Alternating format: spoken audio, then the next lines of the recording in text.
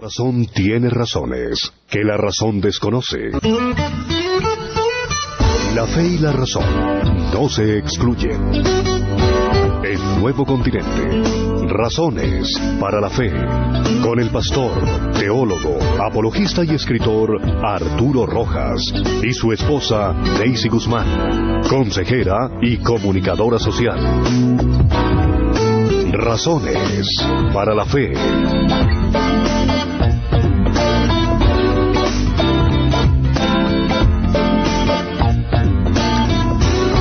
Buenas noches. De nuevo nos encontramos compartiendo este momento con ustedes en nuestro programa Razones para la Fe. Aquí estamos desarrollando un nuevo tema. Hace 8 días estuvimos viendo a Abraham, el surgimiento de un pueblo. Y pues bueno, los que ya han escuchado los anteriores programas pueden llevar una línea.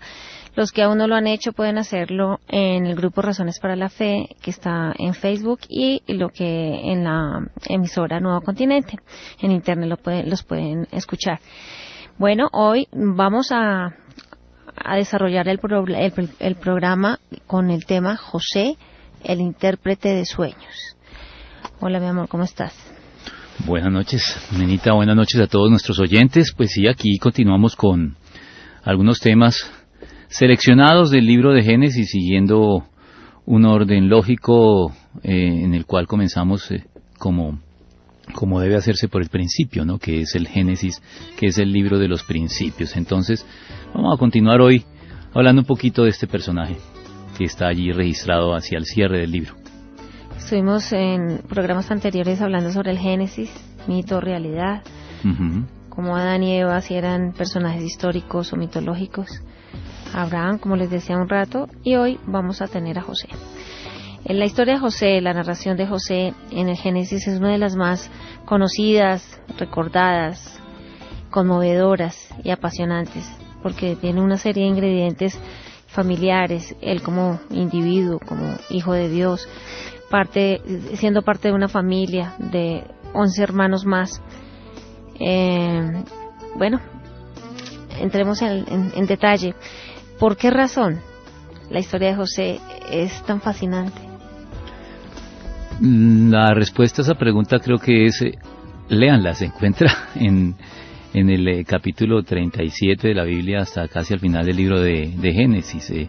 La verdad es que es una historia ante la cual nadie puede permanecer imperturbable, no podemos pasar impasible leyendo esta historia. Es una historia que conmueve, que toca realmente las fibras más sensibles del corazón, y al punto que recuerdo que Thomas Mann, que es un escritor alemán que fue ganador del Premio Nobel de Literatura, escribió su obra más voluminosa, 4 volúmenes, se conoce como la José y sus hermanos. Él escribió ¿cómo se llama esto? Una tetralogía, es el nombre que reciben publicaciones en 4 volúmenes, una novela basada en la historia de José.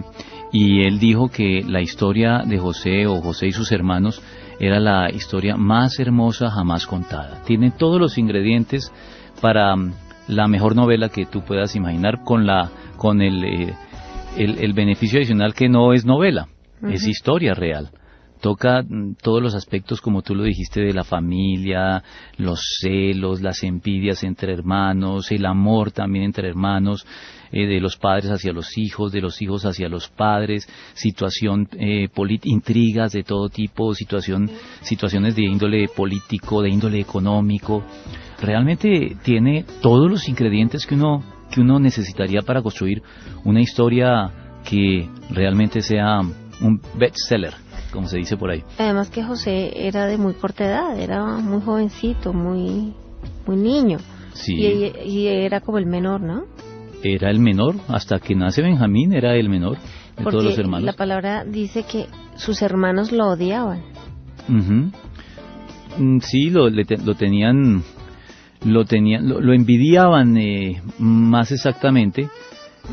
Bueno, no sé si en la escritura dice en alguna parte que lo odiaban, no sé si tú lo estás leyendo. Sí, mira, aquí dice, y lo odiaron aún más por los sueños que él les contaba. Ah, bueno, sí. Dice en el versículo 9, y en el Fíjate en que el versículo 4 de Génesis 37 dice, viendo sus hermanos que su padre amaba más a José que a ellos, comenzaron a odiarlo y ni siquiera lo saludaban. Sí. Esta es la nueva versión internacional, ¿no? No me había detenido a observar el verbo que se utilizaba, pero bueno, sí, el resentimiento que los hermanos tuvieron contra él y se levantó contra él debió ser muy fuerte. No desentona la palabra o el verbo odiar aquí, porque pues estuvieron dispuestos a venderlo como esclavo a unos comerciantes madianitas que pasaron por el camino. Así que sí, esto muestra todas las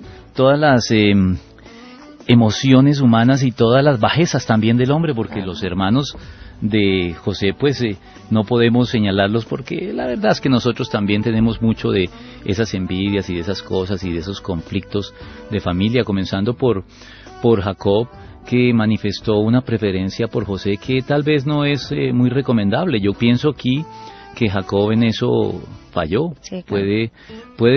Uno puede tener tal vez un hijo o unos hijos a los que les siente más aprecio por X o Y razón. O más empatía. Sí, por lo que sea, pero uno no puede manifestarlo nunca. Los hijos todos deben recibir un trato igualitario por parte de sus padres, y pienso que José también es en alguna medida responsable de toda la situación que se vivió con sus hermanos. Por supuesto, no estoy tratando de disculparlos a ellos, ni mucho menos por lo que hicieron con José, pero creo que aquí todos tuvieron su parte. El mismo José, si tú lo miras... Sí. Aquí lo dice, el joven José solía informar a su padre de la mala fama que tenían sus hermanos. Sí, era lo que hoy llamaríamos un sapo. Entonces, como que menos lo querían, por un lado, y lo que tú dices es muy, muy importante, y pienso que ahí radica todo. Los hijos se dan cuenta cuando uno de papá hace acepción de personas, como lo dice claramente la palabra, con esos términos. No hay que hacer acepción de personas.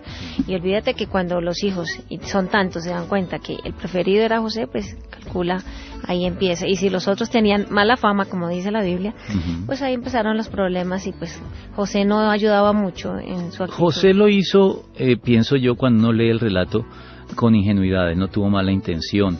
Sencillamente José era un joven de un corazón transparente, y pues él veía que sus hermanos no se comportaban de la manera más correcta, y él veía como lo más normal contárselo a su padre sin darse cuenta tal vez lo que estaba generando en sus hermanos con ese tipo de conducta. Además, con la misma ingenuidad, José tiene 2 sueños.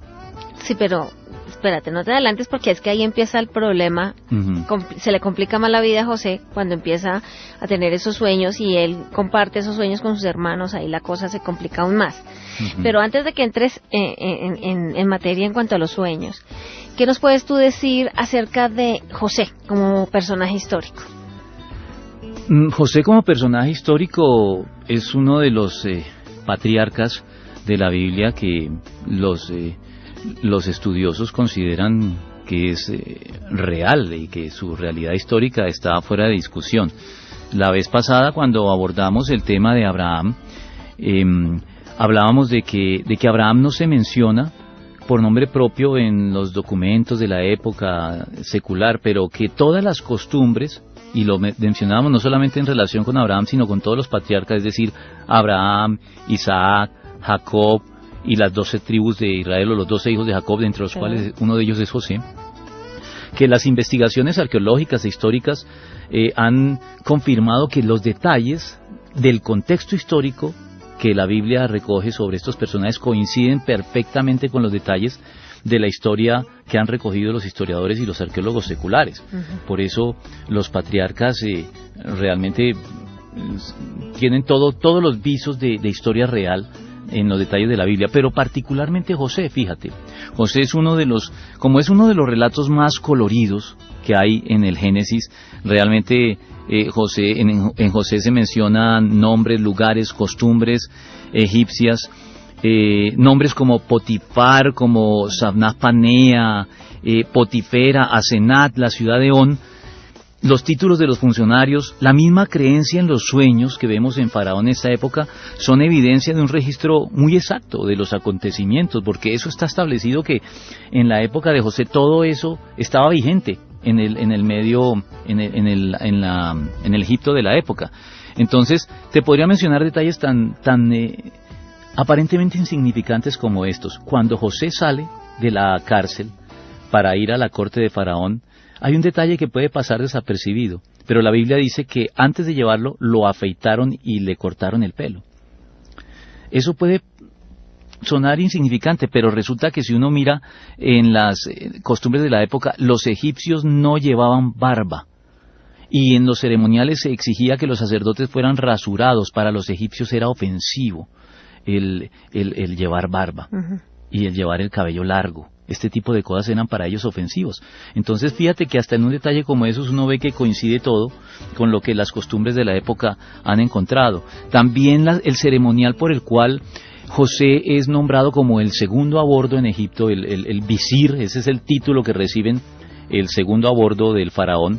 El ceremonial en el cual él es colocado en esta posición, tiene todos los elementos que también la arqueología ha descubierto para la investidura de altos cargos en la época. Hay la imposición de collar, hay un anillo, hay un sello real, se le viste con ropas blancas de lino, eso recibe incluso un nombre, es el shendit, ese delantal de lino, y podríamos seguir mirando muchas otras cosas, como el hecho de que cuando José recibe a sus hermanos, él come solo, él los deja a ellos aparte, los egipcios comen en otra parte y José aparte. La dignidad de José, como era sacerdote, él no podía mezclarse con las clases inferiores y sus hermanos pues eran vistos como de clase inferior. No se mezclaba con el resto de egipcios y los egipcios no se mezclaban con los extranjeros. Todo eso está establecido en la época y en el libro de José vemos que esos detalles se reproducen en la historia de José de manera tan precisa que uno no puede dejar de considerar que esto está basado en hechos ciertos si nos atenemos a lo que la arqueología ha descubierto. Entonces, creo que no hay duda. De todos los patriarcas, pienso que lo único que falta tal vez, es encontrar en registros de la época el nombre de José. El nombre de José como ratificando la posición que él tuvo. Es tal vez lo único que falta, porque el resto de piezas se encajan perfectamente. Esa es la última pieza que falta. Así que con una pieza tan pequeña que falte, cuando las otras están en su lugar, no creo que nadie pueda dudar de la condición histórica real de José. Sí. Para ti, ¿qué significa lo que dicen los teólogos sobre José?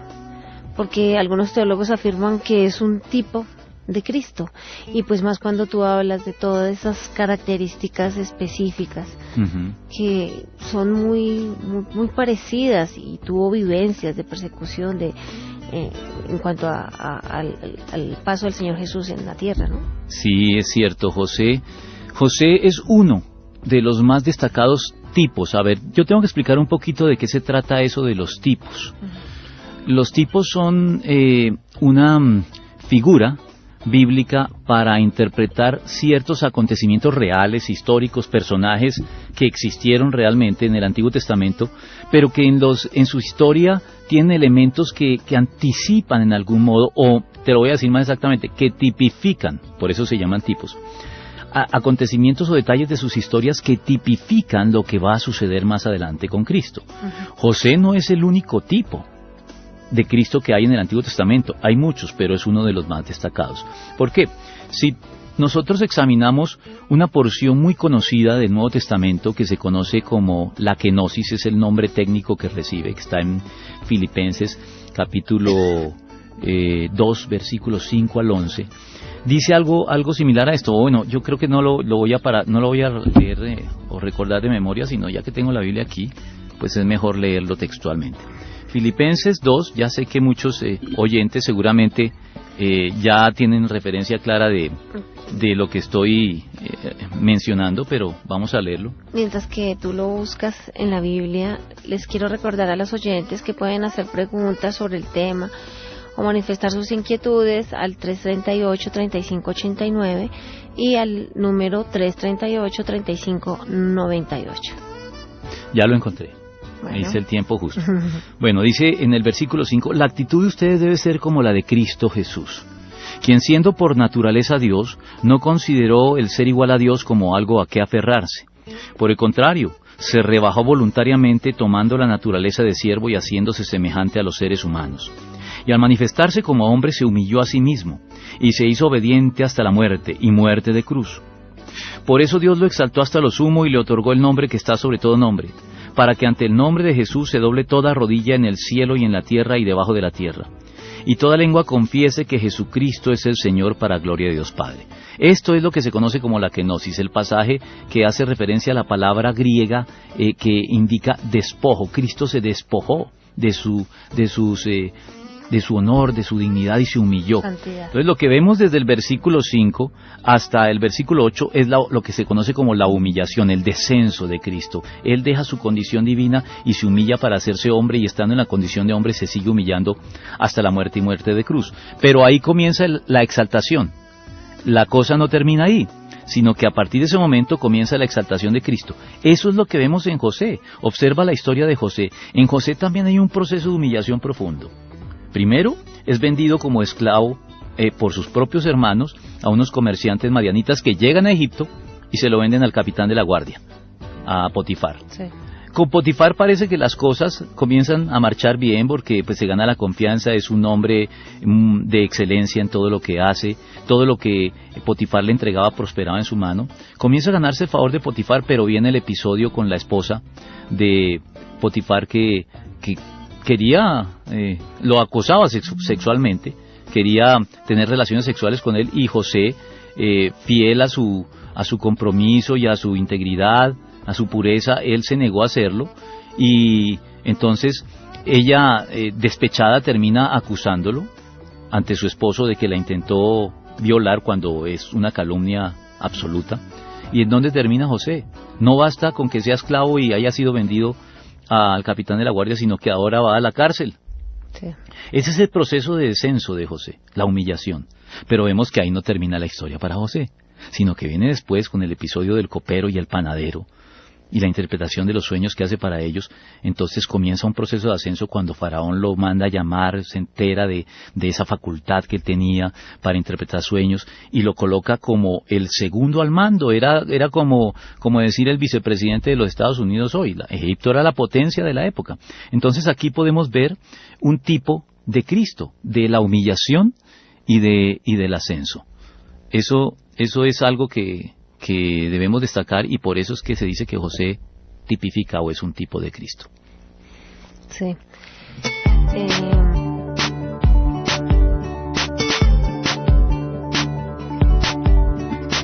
Yo soy la generación del nuevo continente. Las buenas nuevas anuncio al mundo. Quiero cambiar por nuevo continente. 1460 AM. Por nuevo continente. Alternativa diferente. Yo soy I724. ¿Y tú?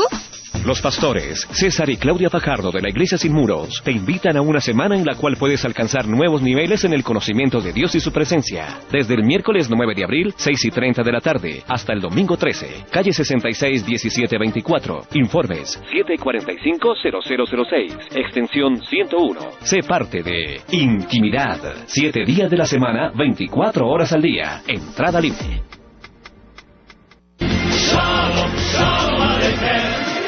Cesarea, Monte Carmelo, Galilea, Jerusalén, Belén de Judea. Son algunos de los lugares en que vivió Jesús, y usted puede viajar en este 2014 a Tierra Santa con Nuevo Continente y la agencia de viajes Levantar Alas. No deje pasar esta oportunidad. Nuevo Continente lo lleva a Tierra Santa. Cupo limitado. Separe el suyo ahora.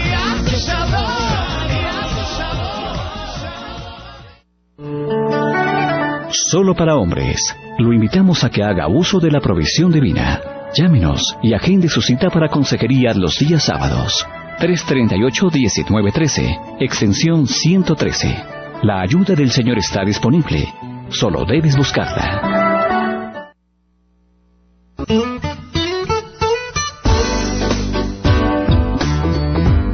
Bueno, Bueno, seguimos con nuestro programa. Los que quieran hacer las preguntas pueden llamar al 338-3589 y al 338-3598. Yo quiero preguntarte, bueno, tú hablabas sobre los sueños. ¿Qué papel desempeñan los sueños? ¿Qué propósito tuvo Dios a través de esos sueños en la historia de José? El papel de los sueños es un tema polémico en la Biblia y en la experiencia cristiana en general, porque recuerdo y tengo aquí una frase del reformador Juan Calvino, que refiriéndose a los sueños dice esto: algunos espíritus fanáticos pervierten los principios de la religión no haciendo caso de la Escritura para poder seguir mejor sus sueños. Sotítulo de Revelaciones del Espíritu Santo. Esta es una postura más bien adversa hacia el papel de los sueños en la Escritura, la que tiene Juan Calvino. Entonces uno se puede preguntar por qué Juan Calvino hace este tipo de señalamientos cuando vemos que los sueños ocupan un lugar en la revelación bíblica. Sí, pero dentro del cristianismo hay muchos cristianos que manejan su vida guiados por sueños. Claro, eso es a lo que se refiere. Y el Señor se les revela todos los días a través de los sueños y les confirma señales y les da respuestas a oraciones y a deseos que pues a veces uno dice, bueno, pues fíjate que el mismo Salomón dice que donde abundan los sueños, abundan las vanidades. Ah, pero tú te me adelantaste porque yo estaba pensando en ese pasaje, pero bueno, no, hay otros. Pero sí, es que ahorita cuando lees esa frase es lo que se vive hoy en día. Uno recibe gente en consejería y todo el tiempo Dios se les revela por sueños. Sin embargo, pues están esos episodios, ¿no? Como el de José en la Biblia. Entonces uno tiene que tratar de buscar la interpretación correcta del papel que cumplen los sueños. Sí, pero hablamos del propósito que Dios tiene, que Dios tuvo en ese momento con los sueños de José. Claro, estamos hablando del Antiguo Testamento. Sí, y que tú aparte de eso, de que nos hables del propósito de los sueños de José en el Génesis, luego nos aclares qué posición como cristianos debemos tener nosotros respecto a los sueños. Bueno, lo primero que hay que decir es que en el Antiguo Testamento, no era inusual que Dios se comunicara con los hombres por medio de sueños. Hay varios pasajes que lo indican. Yo voy a leer aquí el de Job 33, 14 al 15, donde dice: Dios nos habla una y otra vez, aunque no lo percibamos, algunas veces en sueños, otras veces en visiones nocturnas, cuando caemos en un sopor profundo o cuando dormitamos en el lecho. Podríamos seguir revisando algunos otros pasajes en la Escritura que ratifican esta idea de Job, como por ejemplo en Números 12:6, que dice: el Señor les dijo, escuchen lo que voy a decirles, cuando un profeta del Señor se levanta entre ustedes, yo le hablo en visiones y me revelo a él en sueños. Sí. Dios está hablando que Él se revela en sueños, por lo menos en el Antiguo Testamento, porque todos estos pasajes son del Antiguo Testamento. Vamos a dejar así para dejar establecido el punto. Si revisamos el mismo Génesis, Dios le hablaba en sueños incluso a personajes que no eran del pueblo de Dios. No sé si ustedes recuerdan que Dios le advirtió a Abimelec que no tomara como esposa a Sara, porque él creía que era hermana de Abraham, pero sabemos que Abraham, por temor, la presentaba como su hermana cuando era su esposa, y Abimelec tuvo la intención de tomarla como esposa, lo cual hubiera sido pecaminoso, porque ella estaba casada con Abraham. Y Dios le advirtió a Abimelec que no lo hiciera en un sueño. A Jacob, cuando sale huyendo de Esaú, conocemos muy bien el sueño que él tuvo en Betel, donde Dios donde se le apareció una escalera que conectaba el cielo con la tierra y los ángeles que subían y bajaban por ella. Y también cuando está regresando al encuentro con Esaú, tiene otro sueño en que el Señor le garantiza su protección y le brinda la tranquilidad de que lo va a proteger y no le va a suceder nada en su reencuentro con Esaú. El tío de Jacob, Labán, la horma de su zapato, porque el tío le salió más avispado y más digamos engañador, aunque no era propiamente un engaño, sino aprovechaba las costumbres de la época para obligar a trabajar a Jacob más tiempo con él y no le pagaba salario, en fin, una serie de cosas ahí. También a Labán Dios se le aparece en un sueño cuando iba persiguiendo a Jacob y le dice, tenga cuidado, no vaya a lastimar a Jacob porque ese es mi protegido. Y Salomón, ¿cuándo fue que Salomón adquirió la gran sabiduría por la que se le conoce en la primera mitad de su vida? En un sueño. Dios se le apareció y le dice, se le apareció, para muchos ese es el genio de la lámpara. Pídeme lo que quieras que yo te dé. Esa fue el ofrecimiento que le hizo Dios en sueños a Salomón. También en el Nuevo Testamento encontramos sueños en el caso de José, el padre legal del Señor Jesucristo. Todos conocemos que a él Dios se le reveló en sueños a través de un ángel para decirle que el hijo que esperaba María no era de otro ser humano, no era de otro hombre, sino que había sido engendrado en ella por el Espíritu Santo y que no la aborreciera por esta causa, sino que siguiera adelante con su compromiso y con el desposamiento con ella. La esposa de Poncio Pilato, fíjate que esto pasa desapercibido. La esposa de Poncio Pilato soñó cuando Pilato iba a tener que juzgar a Cristo, ella soñó con Cristo y le advirtió, no te metas con ese justo. Le advirtió ese juicio. Sí, esos son sueños que a veces pasan desapercibidos en la lectura. El profeta Joel anunció que en los postreros tiempos habría un especial derramamiento del Espíritu Santo que daría lugar a inspirados y reveladores sueños en los creyentes. Ese pasaje lo cita Pedro cuando está explicando la razón de lo que está sucediendo en Pentecostés a los judíos, que no entendían, porque ellos hablaban otras lenguas, y entonces él procede a decirles, bueno, los acusaron de estar borrachos, ¿no?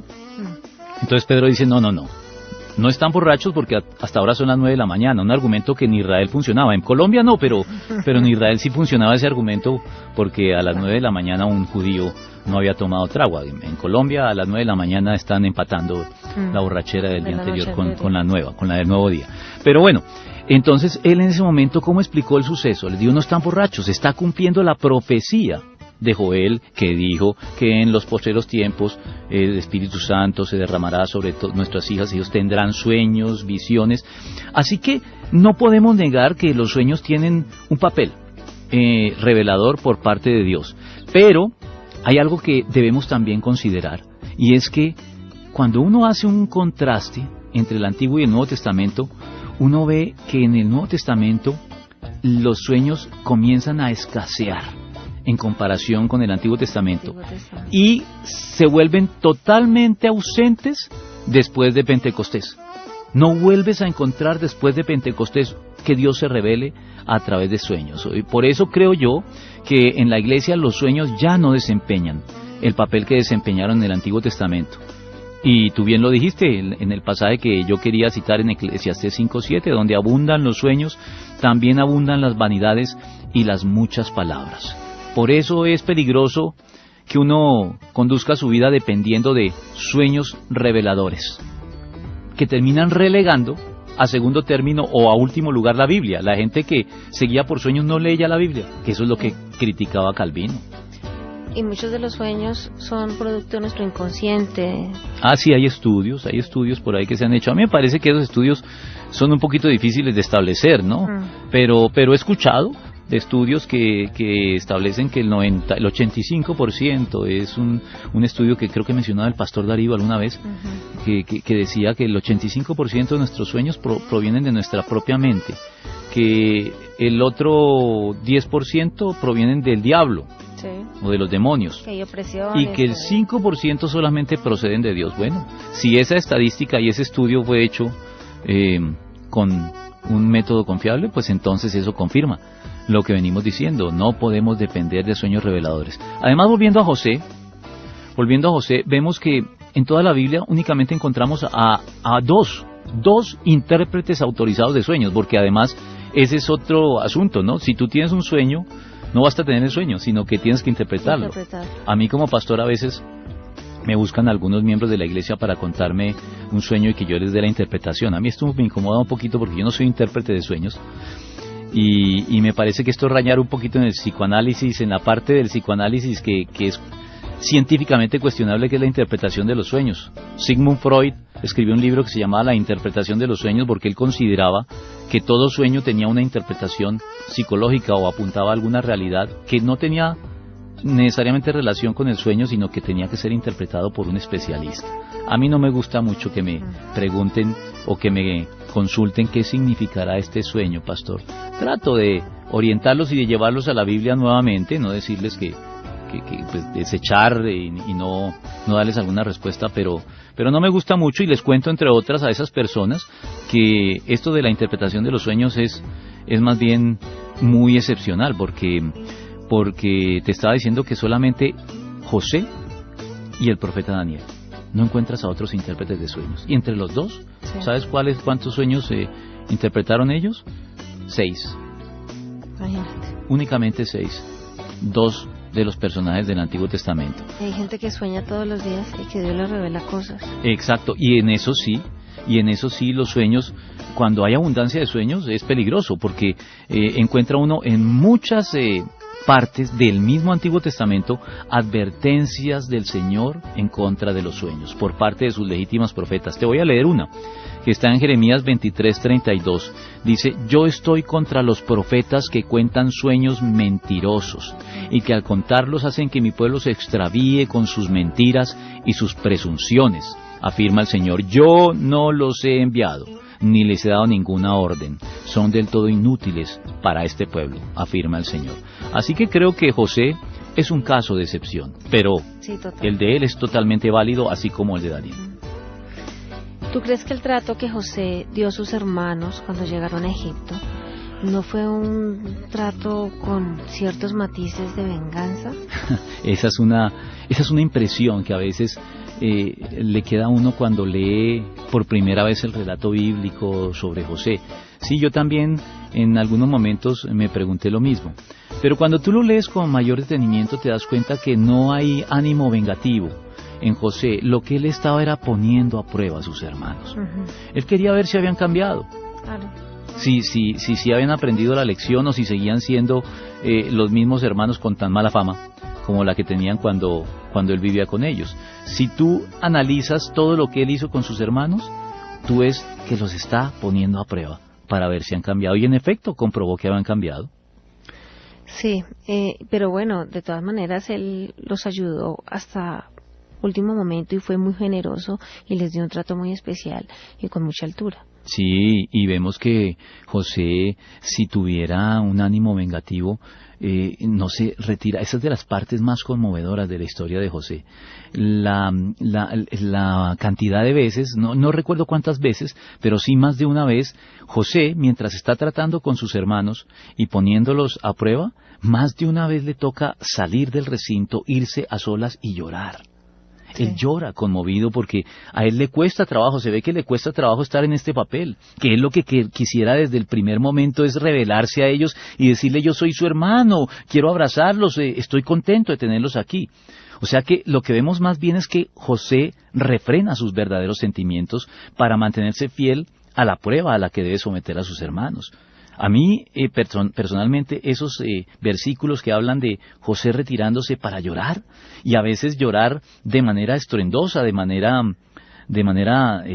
que los que lo rodean se dan cuenta que él está llorando, para volver después a adquirir la compostura y seguir adelante con el plan que él se trazó para poner a prueba a sus hermanos. Eso me parece conmovedor, y creo que ese elemento muestra a las claras que José no tenía un ánimo vengativo con sus hermanos, nada de eso, los estaba probando, y ellos afortunadamente pasaron la prueba, sobre todo Judá y Rubén, que salen al frente, que se ponen le confiesan incluso a José, sin saber que él es José, le confiesan que ellos hicieron una canallada con uno de sus hermanos, y que realmente Dios les está cobrando esa canallada con lo que está sucediendo allí con José. Muy difícil de todas maneras para José, y se le ve su corazón. Claro, sí, es una historia conmovedora. ¿Tú no crees que es un poco desestimulante para los creyentes todas las dificultades e injusticias que debió sufrir José a lo largo de su vida, sin hacer nada malo, sin haber sido mal hijo, mal hermano y ni mala persona? Entonces uno dice: no, qué injusto, como una persona de estas tuvo una vida tan complicada y un trato de su propia gente, de su propia sangre hacia él. ¿Qué explicación tiene todo esto? Yo creo que la historia de José es muy ilustrativa en este aspecto, en cuanto a que nosotros no podemos acoger ese evangelio que hoy se está predicando en muchas iglesias, que es el evangelio de la prosperidad, que lo que de manera simplista está anunciando es: ven a Cristo y tendrás casa, carro, beca, salud, y todo te saldrá bien. Me parece que la historia de José nos muestra que aun cuando uno profese una fe sincera y tenga un compromiso firme con el Señor y una vida íntegra y virtuosa, eso no lo exime a uno de pruebas. Yo creo que el libro de Job es todavía más cuestionable, más desalentador al respecto, sí. Pero José obviamente también tiene unas circunstancias muy difíciles sin haber hecho nada para merecerlo. Pero eso nos muestra que el Señor no necesariamente nos garantiza una vida plácida y en que todo marcha, sí, en que todo es perfecto. En el mundo tendremos aflicción. Eso lo anunció el Señor. Ahora, no quiere decir que sea la tónica, ni que sea la finalidad de la vida cristiana, ¿no? No se trata de que ahora nos convirtamos en cristianos sufrientes. Exacto, el cristianismo no es sufriente en el sentido de que el sufrimiento se convierte en la finalidad de la vida cristiana. Hay cristianos sufrientes que le prestan muy mal servicio al cristianismo al transmitir esa idea. El cristiano no es sufriente, pero el cristiano sí es sufrido. ¿Cuál es la diferencia? El sufriente es el que busca el sufrimiento y hace de ello un fin en su vida, mientras que el cristiano sufrido es el que, sin hacer del sufrimiento la búsqueda de su vida, cuando el sufrimiento viene lo recibe con buena cara y lo confronta con entereza, con fe, con confianza y con valentía y valor en que Dios no está ausente aún en medio del sufrimiento y que el sufrimiento puede tener un propósito. El sufrimiento tiene un propósito en la vida del creyente, siempre tiene un propósito. A veces no lo discernimos, a veces no lo identificamos, pero en la óptica de Dios el sufrimiento tiene un propósito. Mira, en el caso de José, ¿sabes cuáles son los versículos culminantes de la historia de José? Yo quiero decirte cuáles son. Pues básicamente es uno que se repite 2 veces.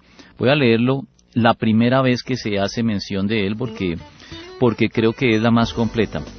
A ver, cuando él se revela a sus hermanos, ellos se atemorizan, porque creen que ahora sí él va a tomar represalias por lo que ellos hicieron con él.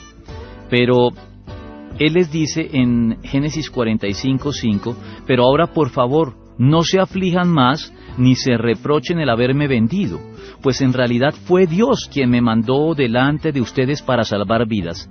Desde hace 2 años la región está sufriendo de hambre y todavía faltan 5 años más en que no habrá siembras ni cosechas. Por eso Dios me envió delante de ustedes para salvarle la vida de manera extraordinaria y de ese modo asegurarles descendencia sobre la tierra. Fue Dios quien me envió aquí y no ustedes. Él me ha puesto como asesor del faraón y administrador de su casa y como gobernador de todo Egipto. Al final del libro, cuando Jacob muere, los hermanos se vuelven a asustar, porque ellos piensan, mientras nuestro padre vivió tal vez se portó bien. Sí, por consideración a mi padre, pero ahora que mi padre murió, de pronto sí emprende las represalias que tememos, y de nuevo acuden a él como pidiéndole que tenga misericordia de ellos, y él vuelve a repetirles: no tengan miedo. Les contestó José: ¿puedo acaso tomar el lugar de Dios? Es verdad que ustedes pensaron hacerme mal. O sea, eso no quita el hecho de que todo haya resultado para bien finalmente, no quita que ellos son culpables de haber pensado hacerle mal. Pero sigue diciendo: pero Dios transformó ese mal en bien para lograr lo que hoy estamos viendo, salvar la vida de mucha gente. Entonces, aquí vemos 2 conceptos que trataremos más ampliamente y de manera específica en programas futuros, pero que ya comienzan a emerger en el relato bíblico. Se llaman la soberanía de Dios y la providencia de Dios. La soberanía se puede definir rápidamente diciendo que Dios hace lo que quiere en los cielos, en la tierra y debajo de la tierra.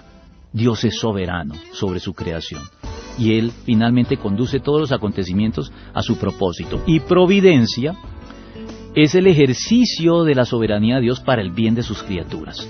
Tenemos un Dios providente, un Dios que el control y el dominio y el gobierno que ejerce sobre la creación lo ejerce en el bien de sus criaturas. Entonces tenemos que confiar en Él. Si pasamos por momentos difíciles, no son la tónica, Dios no es el fin, no es la finalidad de la vida cristiana, pero a veces tenemos que pasar por pruebas, como José.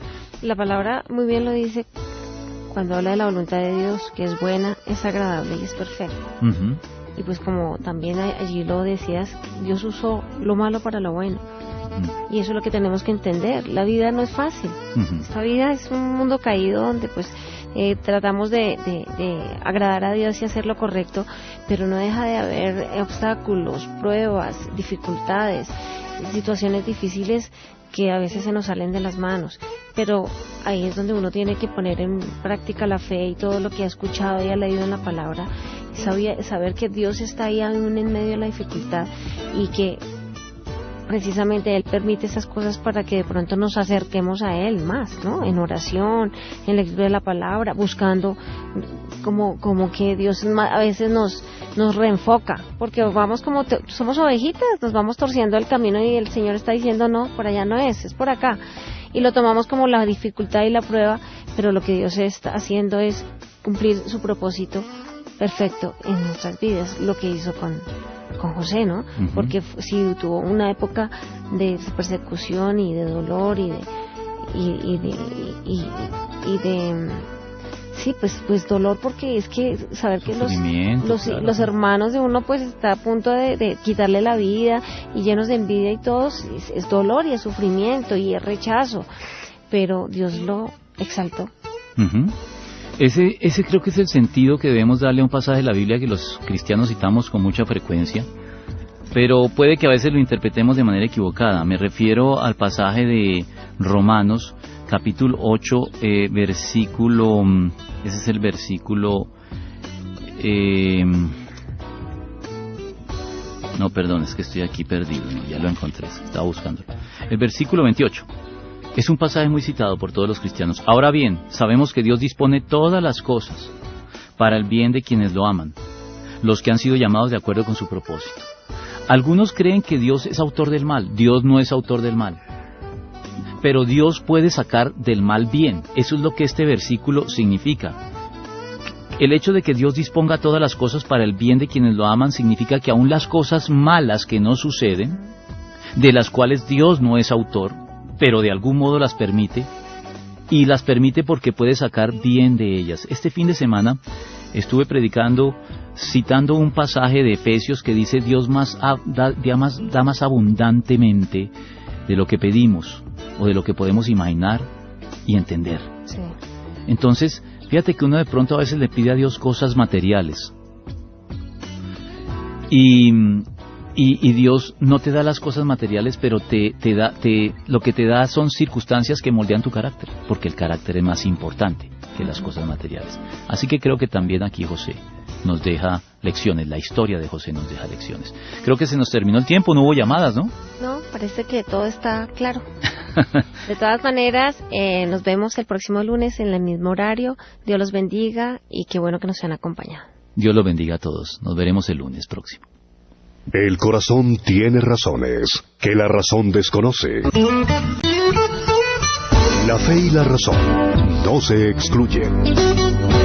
El nuevo continente. Razones para la fe. Con el pastor, teólogo, apologista y escritor Arturo Rojas y su esposa Daisy Guzmán, consejera y comunicadora social. Razones para la fe.